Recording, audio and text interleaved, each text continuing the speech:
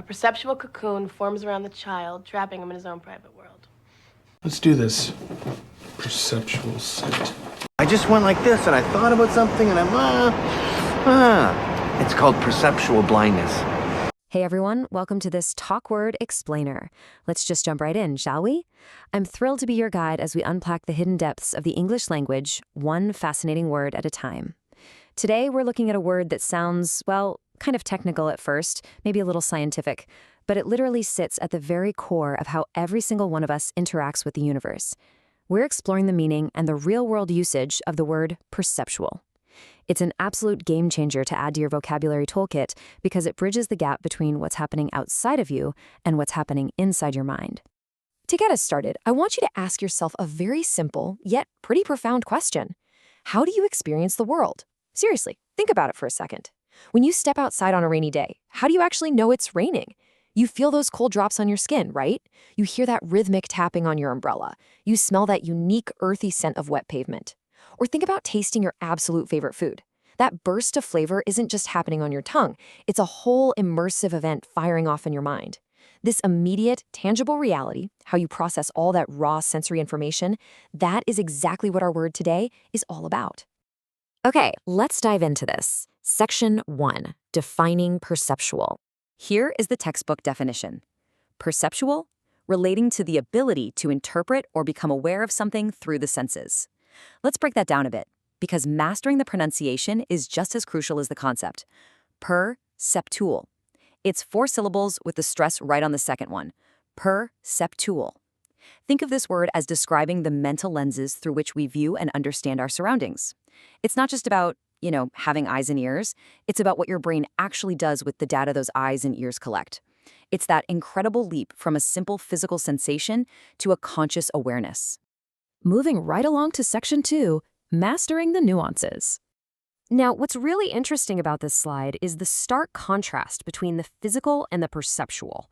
The physical is what's literally out there in the universe, the raw, undeniable reality, a sound wave vibrating in the air or a photon of light bouncing off an apple. But the perceptual, that is how your unique brain interprets that reality. You probably looked at one of those optical illusions, right? The ones where it looks like a duck, but if you look at it slightly differently, boom, it's a rabbit. The physical ink on the page never changes. It's exactly the same. But your perceptual experience of it flips completely. Your brain is actively building reality based on the clues your senses are feeding it. Let's move to the next part and see how this builds step by step. It's almost like a giant puzzle. Step 1 is the senses. This is the gathering phase. You see a flash of light or you hear a sudden loud noise. Step 2 is the brain processing. This happens in literally milliseconds. Your brain grabs that raw sensory data and runs it against everything you know, frantically asking, wait, what is this? And finally, step 3, perceptual meaning. This is the output. This is that aha moment when you realize, oh, that flash of light and loud noise means a thunderstorm is rolling in. The word perceptual describes this entire instantaneous process of making sense out of raw data. Section 3, real-world usage. And this brilliantly illustrates how the word behaves in everyday sentences. Context is everything for speaking naturally. Look at the first one. An optical illusion plays tricks on your perceptual skills.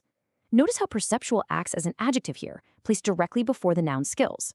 It's describing the specific type of skills being tricked. Or the second one, the artist created a perceptual shift. Again, adjective right before the noun. It basically means the artist made you see things in a completely new way. And finally, their perceptual awareness of the room was sharp. They didn't just passively look at the walls. They interpreted the mood, the spacing, the hidden details. Using perceptual in these contexts absolutely elevates your English, making your descriptions so much more precise. Section 4, your next word awaits.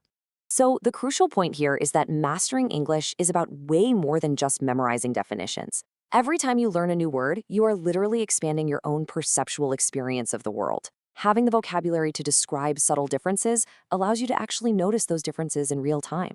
And if you want to master any English word and continue expanding those horizons, you've absolutely got to check out the Talk Word Companion app. It features podcast-style explanations exactly like this one, carefully designed to help you truly grasp the nuances of the language. It's a perfect learning tool to keep right in your pocket. I am so glad you joined me for this deep dive today. Now, armed with a fresh understanding of how you actually perceive the world, I leave it to you. What word will you conquer next?